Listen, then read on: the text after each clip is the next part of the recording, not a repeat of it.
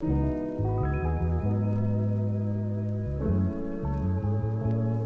analyzing data, you will first have to make sure that your hypothesis correlates to what you're testing. Second, you will have to make sure that your research design correlates to the actual test that you're going to run. Lastly, make sure you refer back to the rubric because that's your best friend. Woohoo!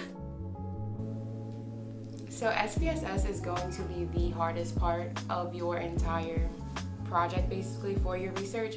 So you want to make sure that you thoroughly understand all the functions of SPSS, all the ways to test your variables, and that you're including every variable when you're studying. So an issue that I had initially was when I was studying mental health, and I had anxiety, addiction, and depression.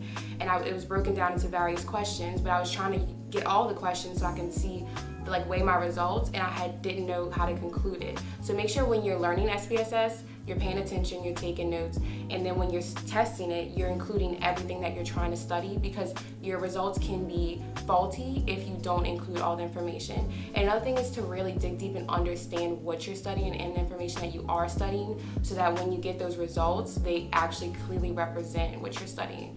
And to also have a question of why. You should have the question of why your entire project, because you're getting an answer. So you want to ask, why are you doing this? And why am I getting this information? And that also helps you pick which test you're utilizing and which output is most important to use.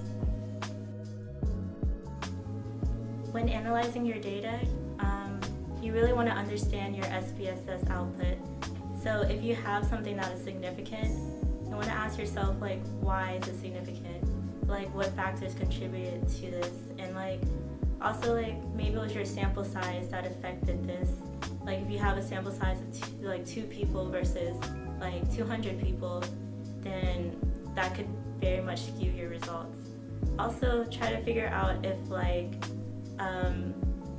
other variables or other findings were approaching significance, because that might also play a role in the bigger picture. You're always going to want to ask yourself why, what are these findings saying? And this goes into the bigger picture of what your research is actually trying to portray, because you're always want to tell a story with your research.